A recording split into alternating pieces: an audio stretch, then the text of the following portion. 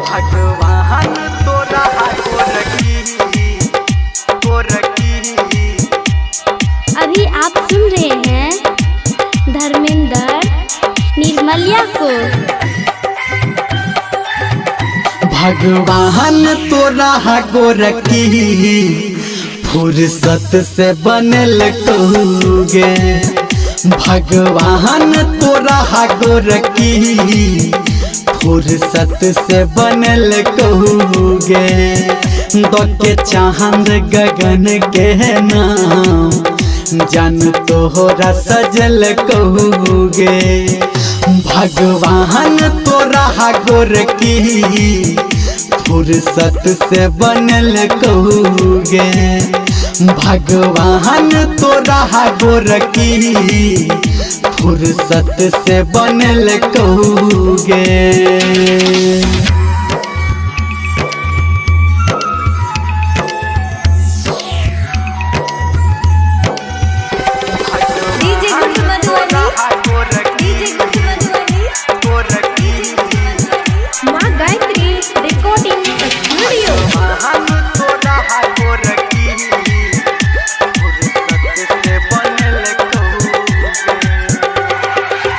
देख देख जादो तोरा जमाना हमारा बना ले अपन दीवाना।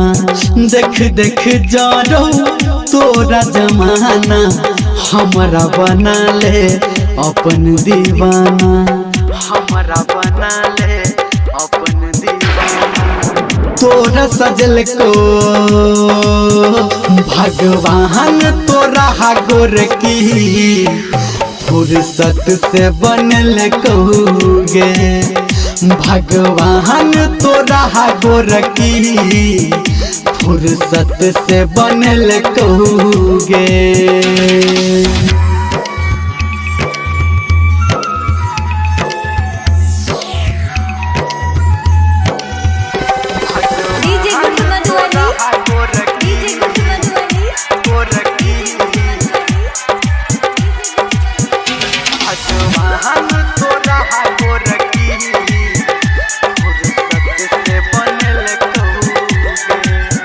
हाँ नजर से अपना बाण चला दे, दिल में बसा के काम चला दे।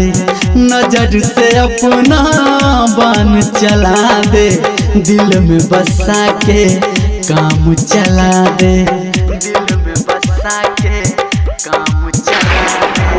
कहो धर्मेंद्र गे भगवान तोरा गोरकी फुर्सत से बनल कहूगे।